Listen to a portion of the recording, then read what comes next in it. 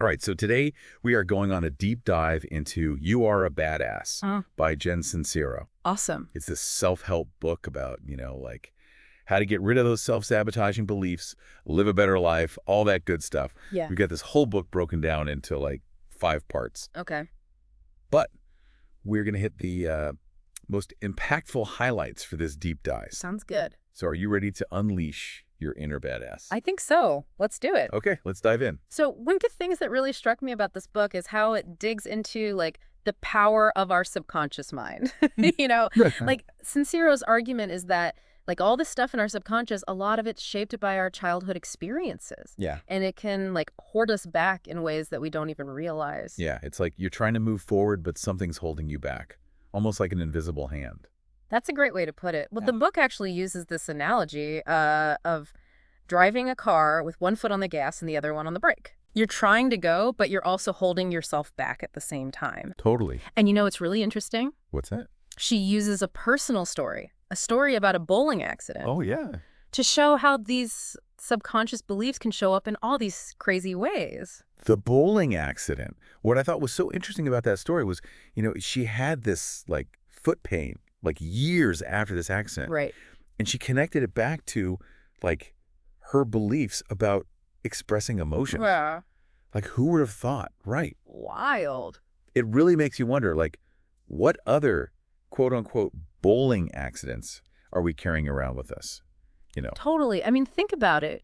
What if the stuff that you're like dealing with right now, that feels stuck? What if that's actually coming from those like deep-seated beliefs that you've been holding on to since you were a kid? Makes you think. Yeah. Sincero actually calls this subconscious saboteur the big snooze, which I kind of chuckle every time I read it, Yeah. I don't know. I just think it's funny how she kind of personifies the ego. It makes it a little less scary. Yeah. Humor is definitely a strength for her in this book. It makes it so much easier to kind of understand, to confront this like grumpy character that just wants to keep us safe. But a lot of times that comes at the cost of like our dreams. Yeah, our aspirations, our goals. Exactly. So she really focuses on self-love as like the ultimate way to overcome this big snooze. Yeah. But like, for some people, myself included sometimes, it's like, ugh, self-love. Isn't that easier said than done? Right. Especially when you've like been through some stuff. Yeah. That makes it hard to love yourself. Oh, for sure. And Sincero like acknowledges that like self-love can be a journey, especially for people who have like experienced trauma or, other difficult things. Right. But she's like, it's so worth it. Right. And like she gives some like real strategies to try. Okay, like what? Like using affirmations and stuff, or, really prioritizing joy in your life, even if that feels uncomfortable. Okay, so like taking small steps. Yeah. Building up that muscle. Totally. And it's so important to remember, like, self-love doesn't mean you're narcissistic. Right. It's about knowing that you're worthy. Yeah. And that you deserve to be happy. And, like, understanding that you've got these unique gifts to share with the world, Totally. And You're a Badass also talks about, like, the importance of being present. Yes. Which, she even has this whole chapter called Present as a Pigeon. Oh, yeah, that's a good one. And, like, I don't even know what pigeons have to do with being present. Right. But I was very intrigued. Well, it's all about being fully engaged in the moment. Like, a pigeon's focused on, like, pecking for food, Okay. And like Sincero is saying that when we get caught up in all this anxiety about the past or we're worried about the future, Right. we totally miss out on all the good stuff that's happening right now. Yeah. What? It's like quieting those mental squirrels, Totally. that are constantly like chattering away in our heads. But I mean, how do you actually do that? Right. Like, especially nowadays. Yeah. There are so many distractions. Well, she admits that it's like a practice. It's not going to be easy. Okay. But she talks about things like mindfulness, and meditation to help you become more aware of like your thoughts and feelings and like train your mind to focus on right now. She even shares some pretty funny stories about, her own struggles with like staying present during yoga. It's pretty relatable. Oh, I love it when, experts can be relatable. We all struggle with that. Yeah, for sure. The book also delves into like finding your purpose. Yeah. And Sincero, really believes that everyone has this unique calling. Right. And sometimes you just got to like do some digging to figure out what it is. Yeah. She even talks about this interesting thought experiment where you imagine you're an alien The alien experiment. I love that part. to gain a fresh perspective. Yeah, so imagine like you're an alien and you're just like inhabiting your body for the first time. What would you see as your strengths? And Ah. like what opportunities would you see for yourself?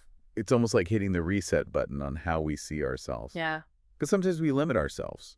totally. It's a way to bypass all those like, I can't or I'm not good enough stories Right. and get a more like objective view of your potential. Okay.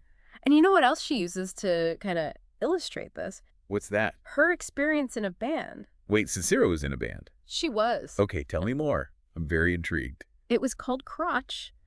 And, well, let's just say it wasn't your typical pop group. Okay. All right. But, like, her point is that sometimes you gotta follow your passions, even if they're a little bit out there. Okay. It can lead to some, like, self-discovery and growth that you wouldn't expect. So, like, embracing those, like, quirky parts of ourselves that make us unique. Absolutely. It's about being your true self, and not being afraid to go off the beaten path a little bit. Mm. And that actually leads us to another important concept in the book, the power of giving and gratitude.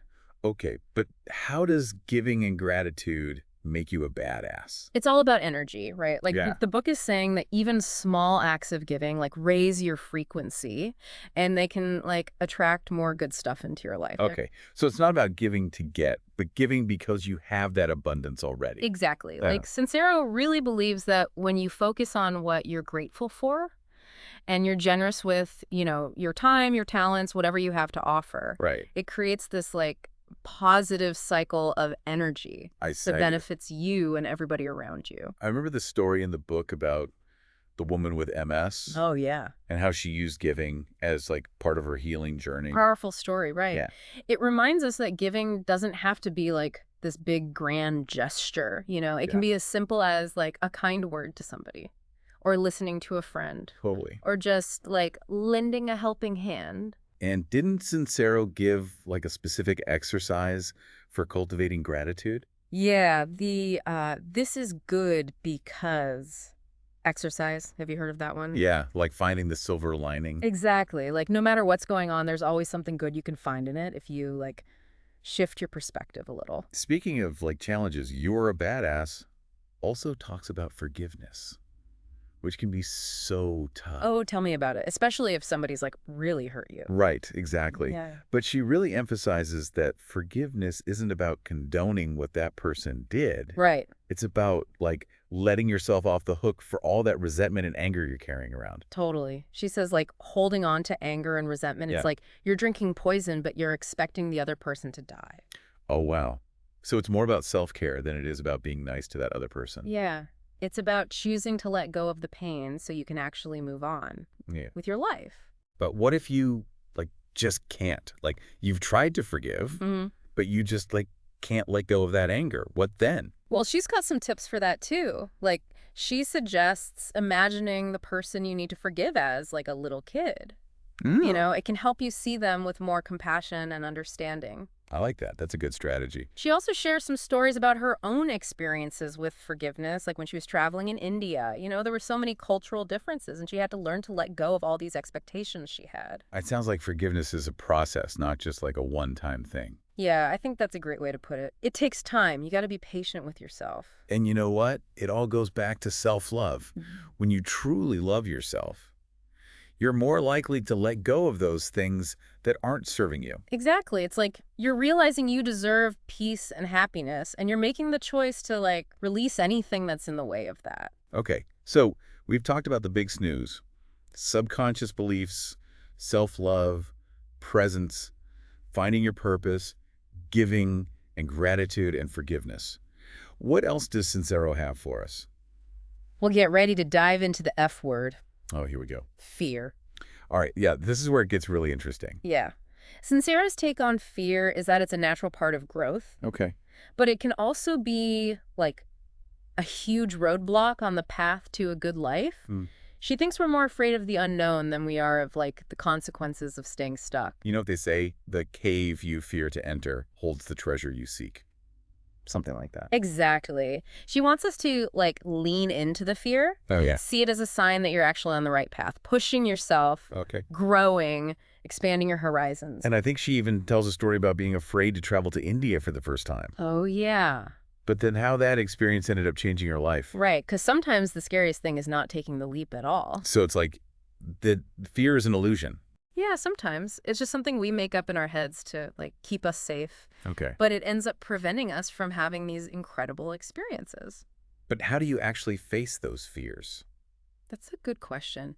She talks about different techniques, like visualization and affirmations, but also, like, just taking small steps outside of your comfort zone. Okay. She says courage is like a muscle. The more you use it, the stronger it gets. Just like rewiring those thoughts, those negative thoughts that come up. Yeah.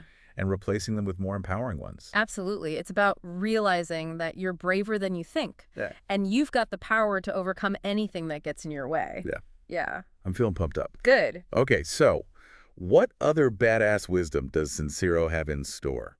Well, to wrap up part 1 of our deep dive here, let's talk about one final super important thing, the power of decision. Okay, bring it on. I'm all about making stuff happen. Sincero argues that making those clear, strong decisions is, like, crucial to creating the life you want. She thinks that, like, when you make a decision, you set all this stuff in motion. The universe aligns to support your vision. So it's not just about, like, picking something. It's about committing to it and then sticking to it. Yeah. Even when it gets hard. Exactly. It's about trusting your gut, taking action. Okay. You know, she uses the story of Henry Ford and how he was so persistent in making the V8 engine to prove her point. Right. Even when everyone was like, that's not going to work, and he had all these setbacks.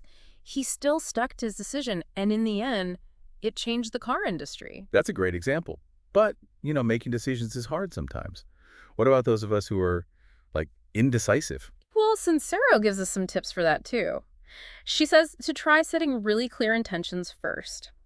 Weigh the pros and cons, and then trust your intuition. And remember, just like anything else, making decisions is something you get better at with practice. So it's like taking action even when you're not sure. Yeah. Trusting that it'll all work out. Exactly. It's about stepping out of your comfort zone, embracing the unknown, and trusting that you've got what it takes to make the life you want. This is a great place to pause. Yeah. Stay tuned for part 2 of this deep dive into You Are Badass.